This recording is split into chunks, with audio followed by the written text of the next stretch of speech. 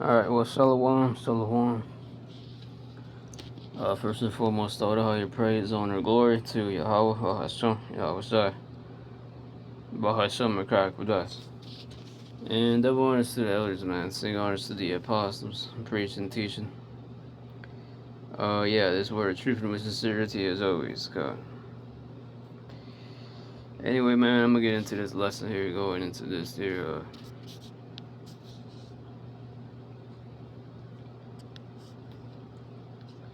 hold on, man. These clips I saw going into, different planets out there. So has all these kinds of planets and shit that he knows about. And also speaks about out there about these planets. Basically, yeah, he speaks about them too as well, and there's a lot of them. And anyway, just gonna go speak on some of that there. Anyway, right here in John 14 and 2 right here. So listen to this one here. It says John 14 and 2. It reads here, "In my Father's house are many mansions. If it were not so, I would not have told you. I go to prepare a place for you."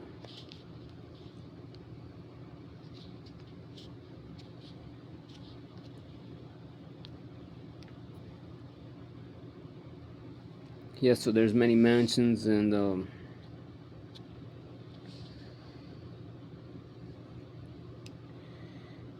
basically like the only scripture speaking on the planets, but really, yeah, this is okay. Yeah.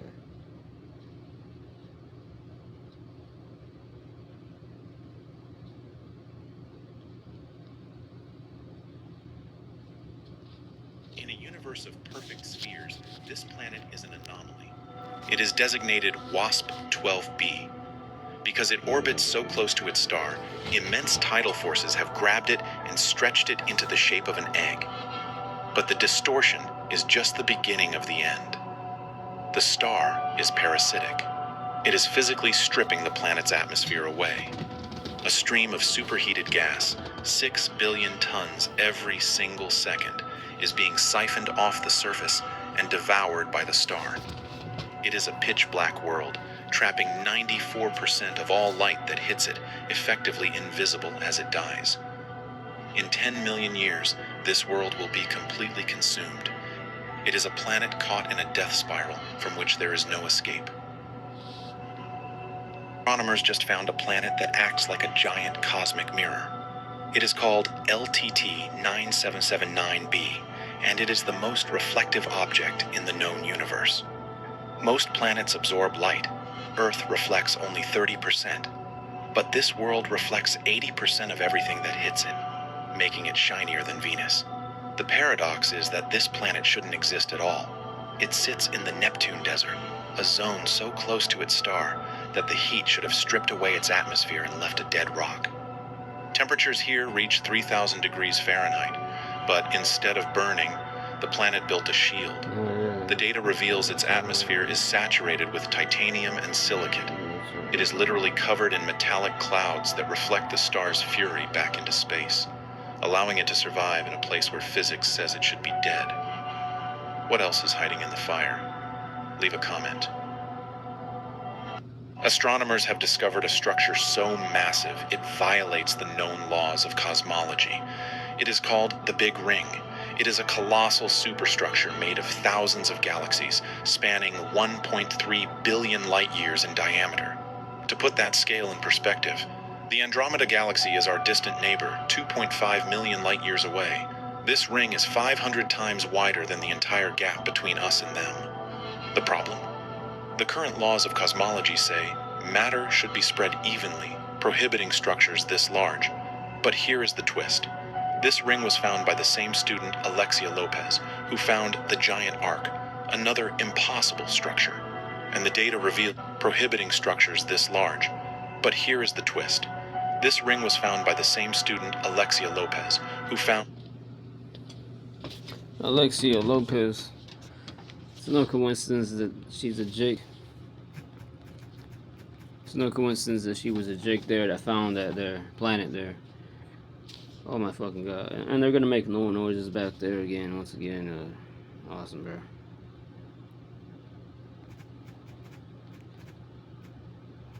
Oh my fucking god, bro. I can't even spell now or what.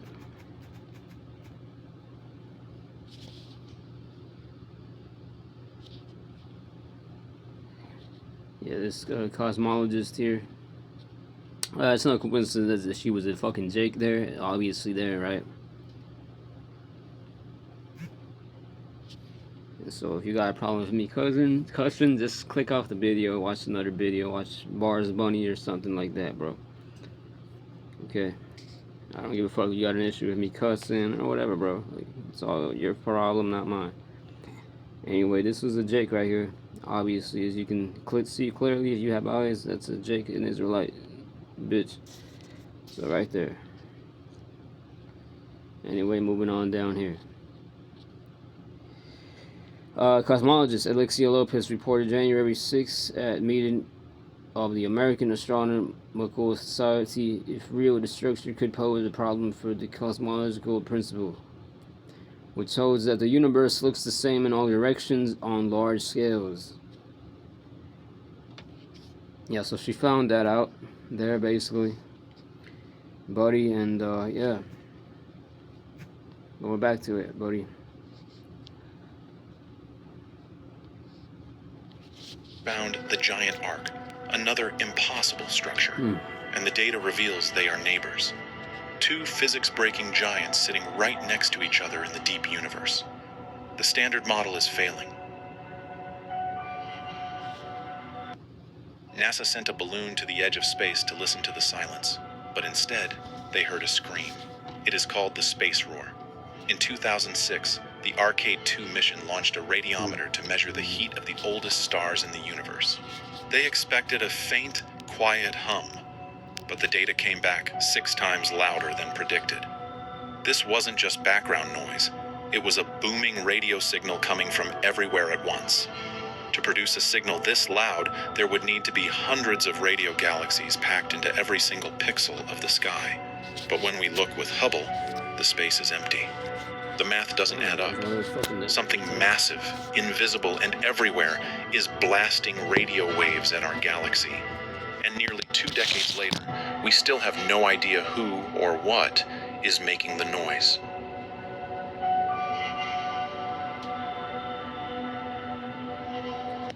A single teaspoon of a neutron star would weigh 10...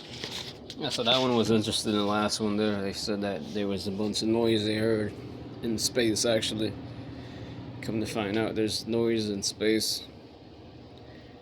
Contrary to popular belief that it's all quiet up there.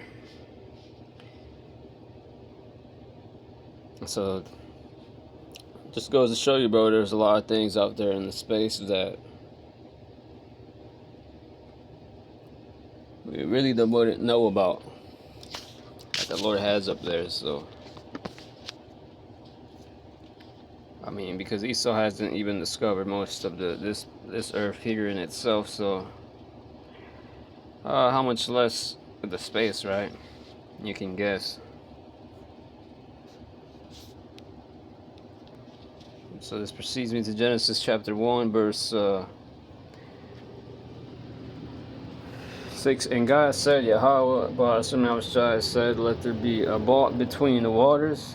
That would be the space there, the vault between the waters, to separate water from water. So up there in space, it's still water. Okay, we do believe there is a firmament, and Esau has proven that there is a firmament, because if there wasn't a firmament, things would just be falling all the time from space down to the earth. It's common sense. You don't have to be a scientist to know that. And anyway, Esau did a test on it and shot something all the way up there in space, and it just couldn't reach up there. It was like something that blocked it, like a shield, basically, an invisible wall that blocked whatever rocket or whatever thing flying, projectile flying thing Esau sent up there, shot up there, and it blocked it. Basically, the shield is a wall blocked it.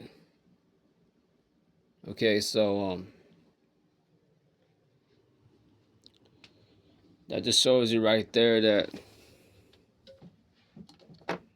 the Lord has this that certain section of this earth, planet, universe cut off.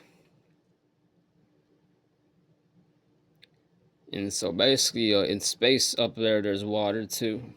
Here it's water. We're breathing water. Our bodies are made up of water. How do you think humidity exists? Because we're breathing water. It's a form of water that's easy enough for us to even see and not perceive as water, but we breathe water. That's what that means when it says water from water. So up there in space is still water. We would be breathing water. Here is still water. We would be breathing water.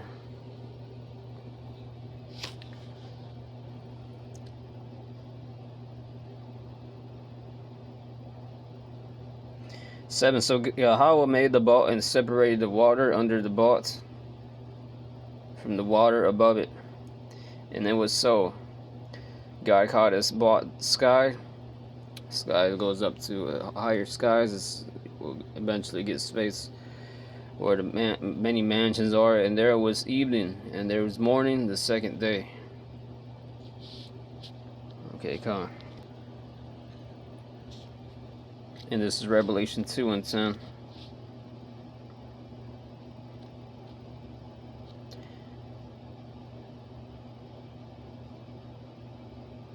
Actually 9. I know that works in tribulation and poverty. It's talking about us right now in this current condition we're in, cursed condition we're in. But thou art rich. But thou art rich. We are rich in the fact that the Lord is rich. Once again, going into the many waters that there is, the mansions there is. Alright, come on. So it says, thou art rich. And under the blasphemy of them which say that, yeah, that's the point there. Thou art rich. We are rich because the Father is rich. Rich. Come on. That's how we are rich. Alright? Yeah. Cool. 10 million tons. The gravity on its surface is 200 billion times stronger than Earth's. This is one of the most extreme objects in the universe. It is a stellar core so dense it compresses the mass of 1.5 of our suns into a perfect sphere no wider than a city. This is the object that can be left behind when a massive star dies.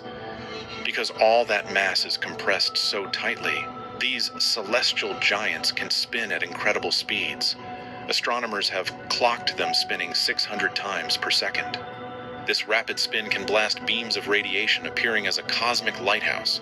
It is a cosmic engine so fast and so dense, it warps space-time itself. What should we cover next? Leave a comment.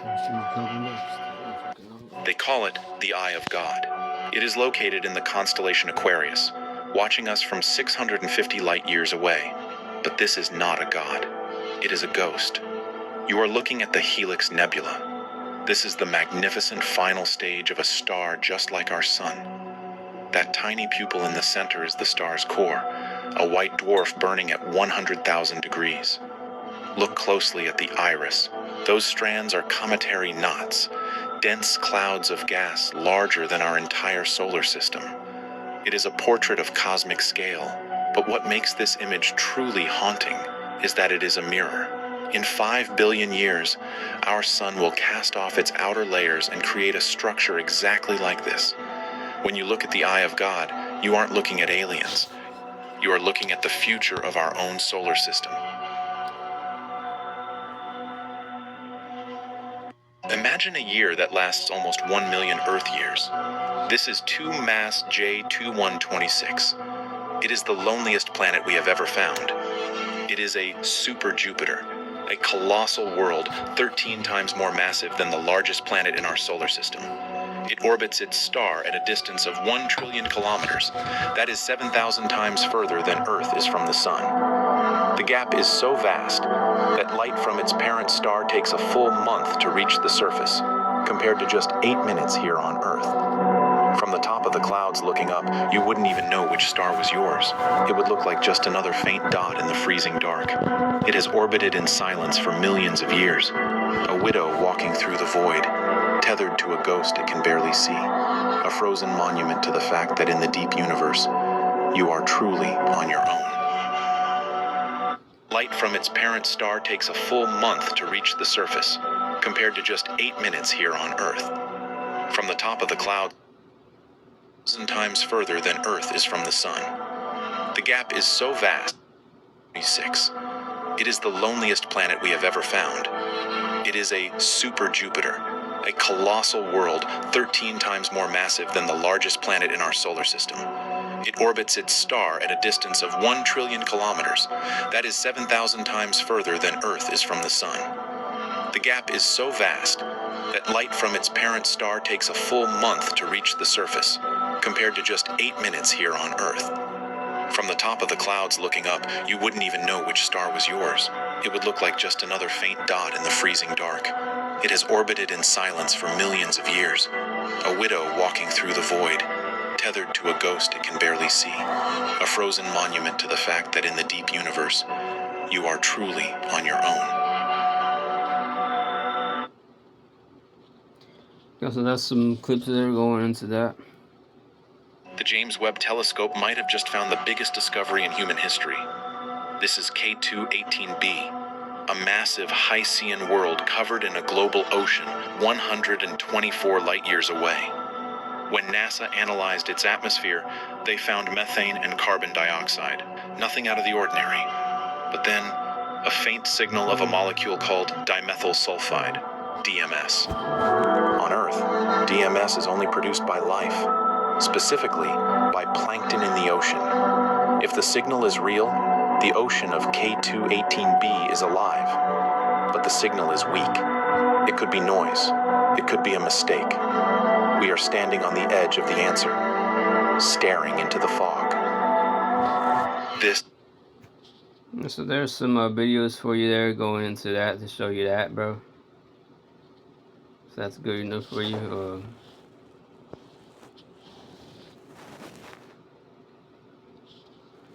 Yeah, bro. Whatever.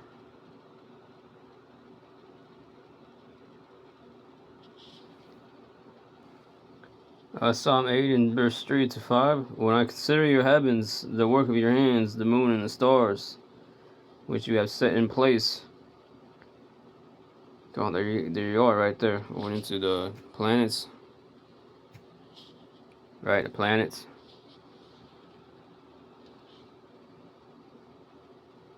Psalm 19 and 1, bro.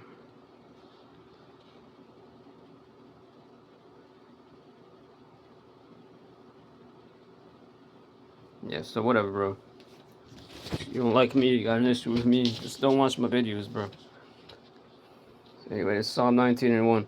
The heavens declare the glory of God, the skies proclaim the work of his hands. Come on. Yeah, going into the space, the stars, the sky, all that shit, my nigga. The heavens declare the glory of God, the skies proclaim the work of his hands. Come on.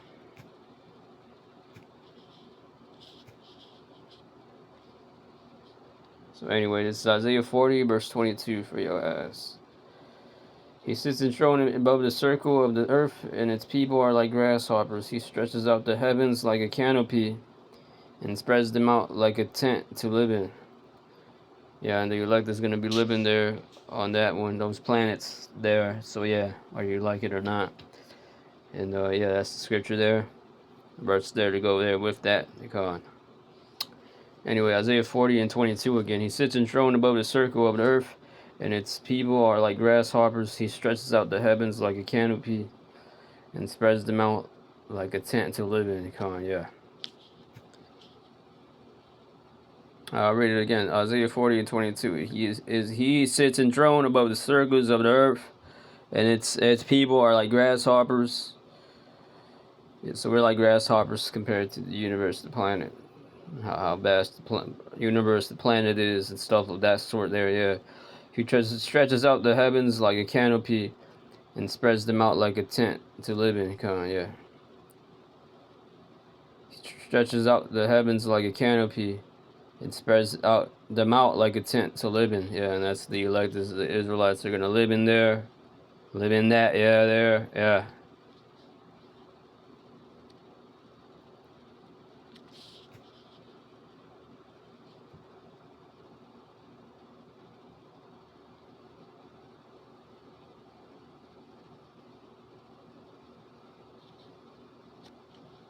Hebrews 1 and 2.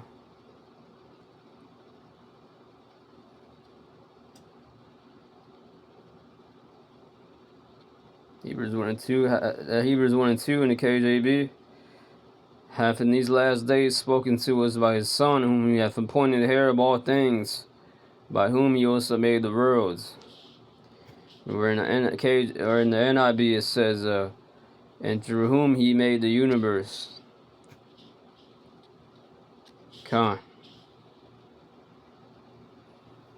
John 1 and verse 3. And the NIV says, through him all things were made. Without him nothing was made that has been made.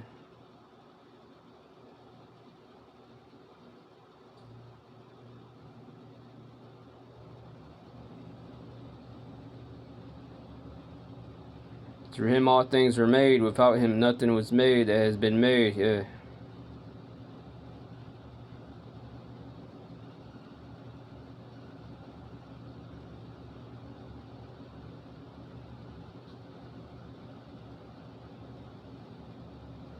Yeah, so those planets are out there. The Lord made those planets, yeah. Through him all things were made. Without him nothing was made that has been made. Through him all things were made. Without him nothing was made that has been made. Come on.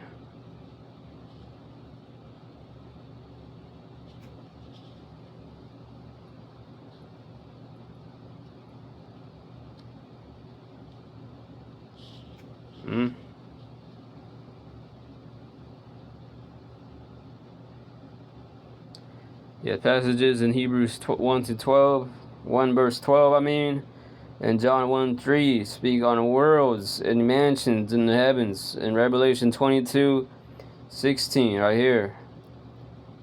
Revelation 22 and 16 says, I, Yahushua, have sent my angel to give you this testimony for the churches. I am the roots and the offspring of David and the bright morning star. Yeah, the star that's going into the sun.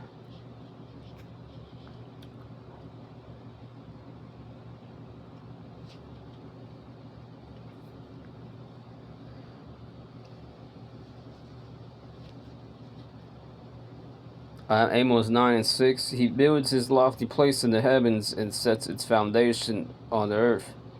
He calls for the waters of the sea and pours them out over the face of the land. The Lord is his name. Come on.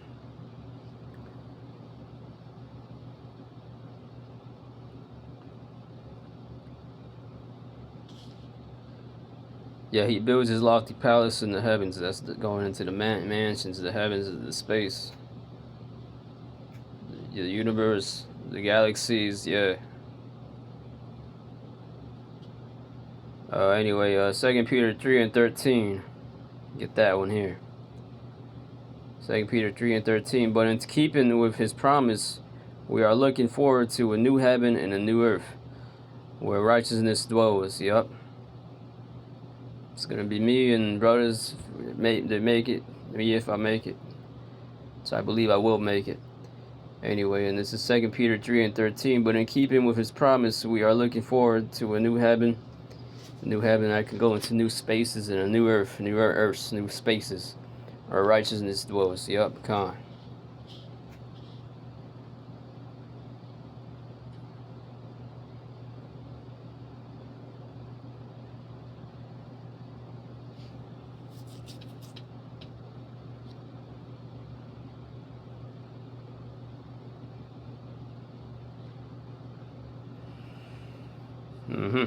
And you got other scriptures there as well.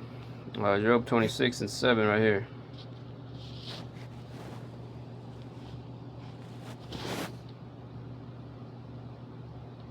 He spreads out the northern skies over empty space. He suspends the earth over nothing. Yes, let's go into how the earth is actually hanging in space and gravity in the space out there. Yep.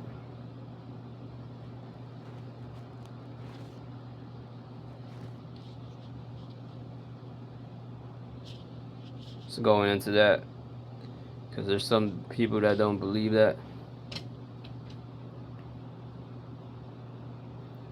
They don't believe that the earth is actually hanging out there in the universe and in the circle out there. They just like to copy and stuff. Here's some reasons why the round Earth is absolutely fake and why NASA and all the other space agencies would lie about this. The first reason is that there's no container to keep air pressure on Earth. Allegedly, we're flying in space in an endless vacuum, but there's no way to keep air pressure on Earth. We're able to breathe. And they say that gravity, magical gravity, that's a theory. It's not proven. Okay, they still don't really know what gravity is. They're trying to say that gravity keeps air down when we're next to a vacuum. And if you know anything about air pressure anyway, air pressure is going to try to equalize with the rest of the environment. If you poke a hole in a tire, the air is going to seep out to the rest of the environment. In any other situation, you have to have a container to keep the air in. Think about scuba divers, a scuba tank. It's a pressurized, hard container that keeps the air in. And the odds of that are zero. They're on the same plane. It's not like, the sun's here, the earth is going around this way, Mars is going around this way, Jupiter's going around this way. No, it's all going around in the same level plane like that. That's not real. Here's another reason why we should all be dead if we lived on the globe. The first reason was there's no container. The second reason is all the movement going on. Okay, according to... Yeah, so I can't find the clip. But he was basically saying that it would be impossible for the Earth to be it's hanging in an empty void called space. But the scripture cuts him all up. In Job 26:7, he spreads out the northern skies over empty space. I'll get this in the NLB. Job 26:7, he spreads out the north over empty waste and hangs the earth on nothing.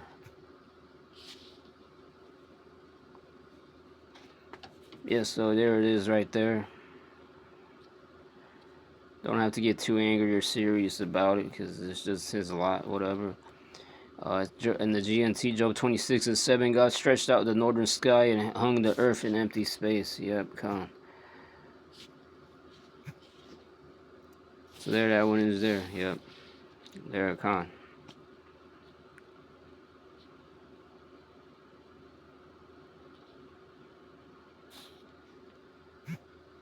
This is 2 Peter 3:13. Speaks of a new heavens and a new earth. So that one's just really going into the kingdom of heaven here on earth. But it still works. 2 Peter 3:13. But in keeping with his promise, we are looking forward to a new heaven and a new earth where righteousness dwells. Yeah, and in that new heaven and new earth, that's when people are actually going to see the other planets. Especially the Israelites.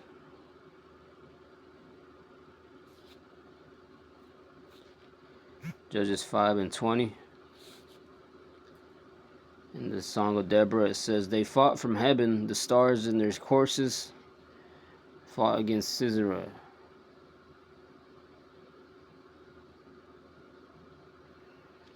Which really the stars there is going into the Israelites.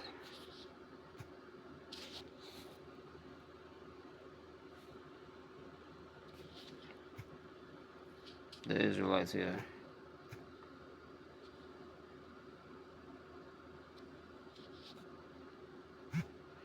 So that's really the point there. Basically, there's planets, and we're going to see those planets when we get to the kingdom of heaven. John 14:2. My Father's house are many mansions. If it were not so, I would not have told you. I go to prepare a place for you.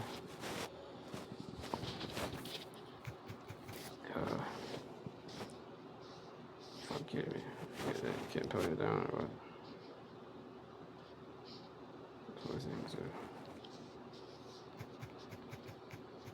This is John 14, verse 2 in the Blue Letter Bible. See what the word mansions here means here. Yeah, it doesn't really say it, but it should be planets. It should say that right there, planets. So birds are gonna be getting planets when the time comes. They said they rumored they to be planets made of diamonds. They can rain diamonds. I know there's Neptune, Jupiter. Those are already some well-known ones, but there's many more others. There's planets with blue skies, pink skies, planets where there's just night all the time, planets where you could manipulate the elements. The elements are more the air is more fresher there, or more amped up, or certain certain elements to those planets are more stranger than what we are already used to and seeing here with this planet here, Earth, the original planet here, which is Earth. And just going on into it deeper, I believe the angels that are of the elect already made those planets before they've already been before